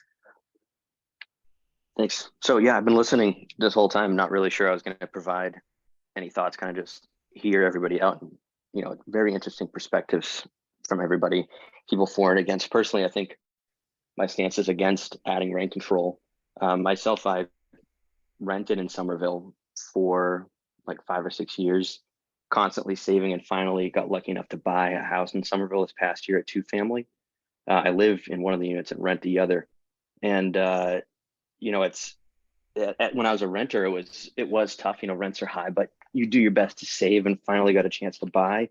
And the concerns I had then about rent going up, I feel like I'm experiencing now about owning a house. Very concerned about, you know, the ability to cover the mortgage, these rising costs that we're talking about, that the city needs to be paid, the insurance companies need to be paid. There's a lot of costs that add up, and the idea of having one hand tied behind my back to be able to set what I think is an appropriate rent to help pay for those things is very concerning to me. And I think too, I was just listening to everyone talk about this, hearing that the group that's establishing this is Anti-Displacement Task Force. You know, I hadn't really, purchasing a home and renting it out, I hadn't really considered that I would be displacing anyone by picking the rent. You know, that's an interesting perspective for it. It's a difficult problem to solve. Hearing everyone talk at the beginning, I think even one guy was getting choked up about the idea of his rent going up any more than it already was. But I feel like there's got to be another solution to this problem than hurting one group of people to benefit another by enacting, you know, government action that's going to limit that. I mean, I can only imagine there's so many ways to do it, but a task force that's kind of pitting a landlord versus a tenant and putting us against each other is, it concerns me a lot. And thank you for the time. Thank you.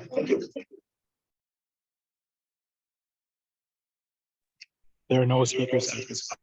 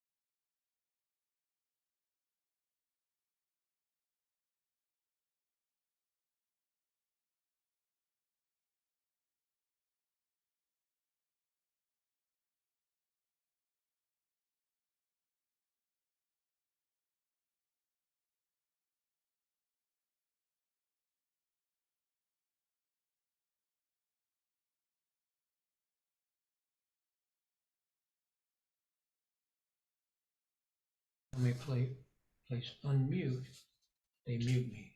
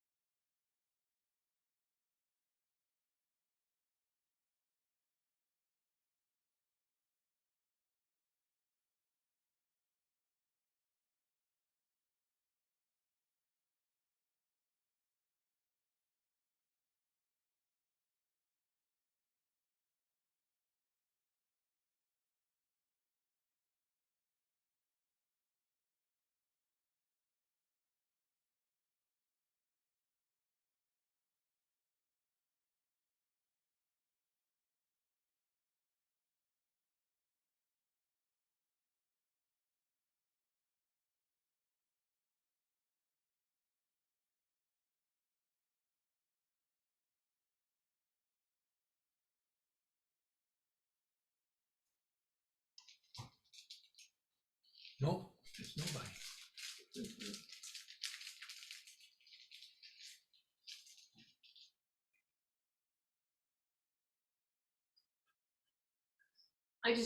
I don't believe that they're done. I don't. Anyways,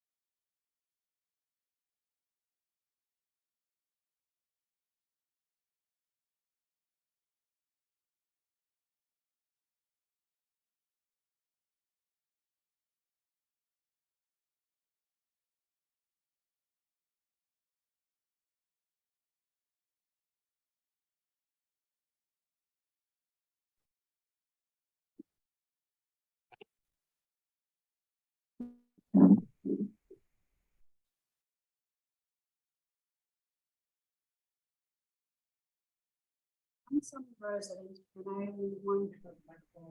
Yeah, let's get it. And it looks like it's off because it's red. It's not. Oh, it's sorry.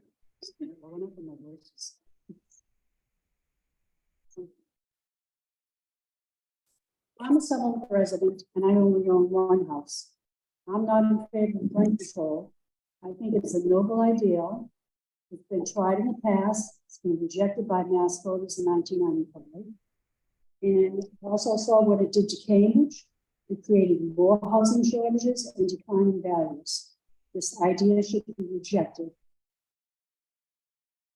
It discourages investment in maintenance if you're not getting enough rent to cover the mortgage, ever increasing real estate taxes, maintenance, water and sewer bills.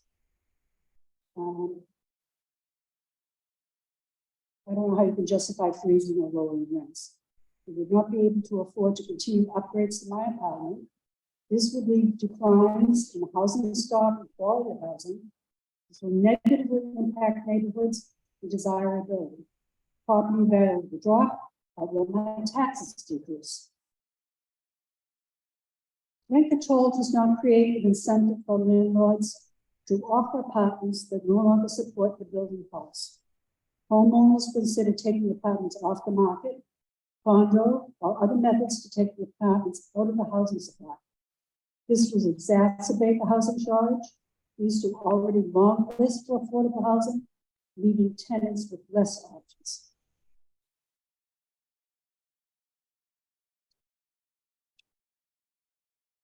Existing tenants would be fighting with below market rents, discouraging newcomers who will face inflated retail rental prices due to a limited supply.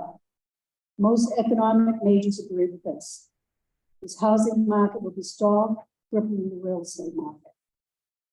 It creates financial burden to homeowners, landlords who are expected to keep and maintain the property, leading to neglect.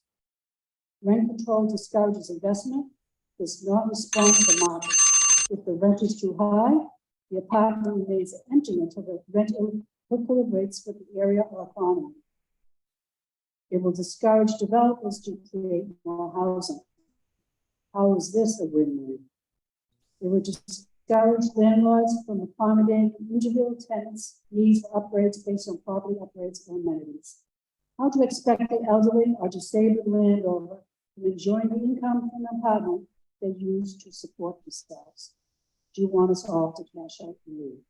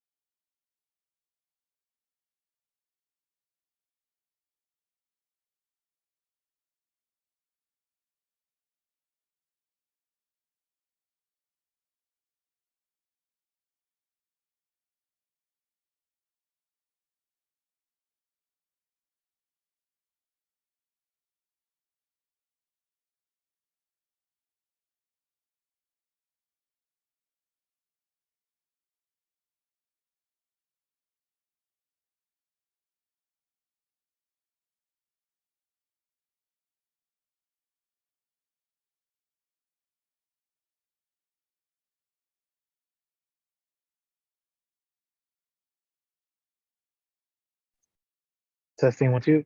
Testing 1 2.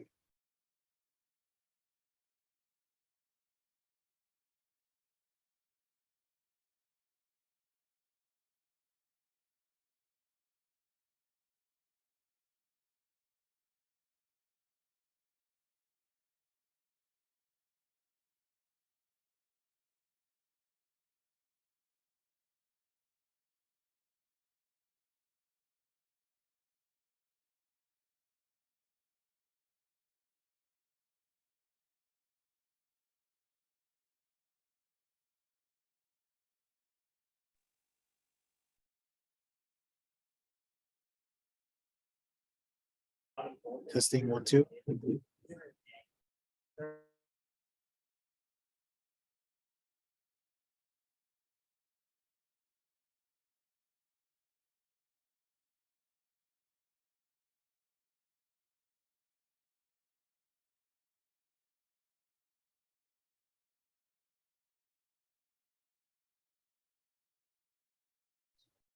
Testing 1 2. Testing 1 2.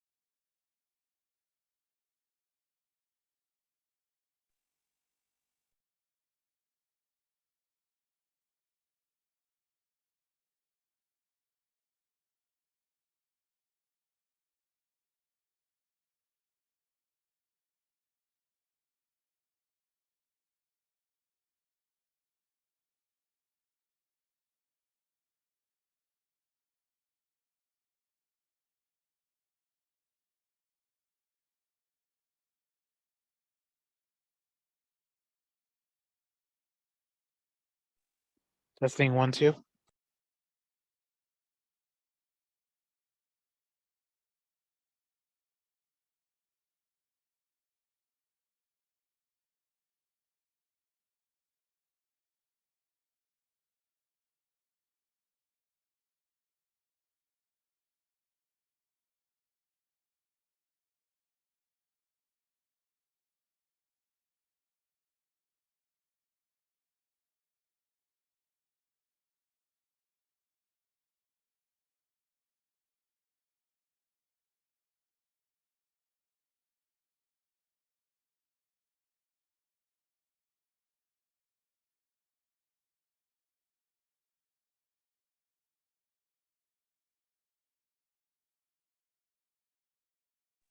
Testing 1 2.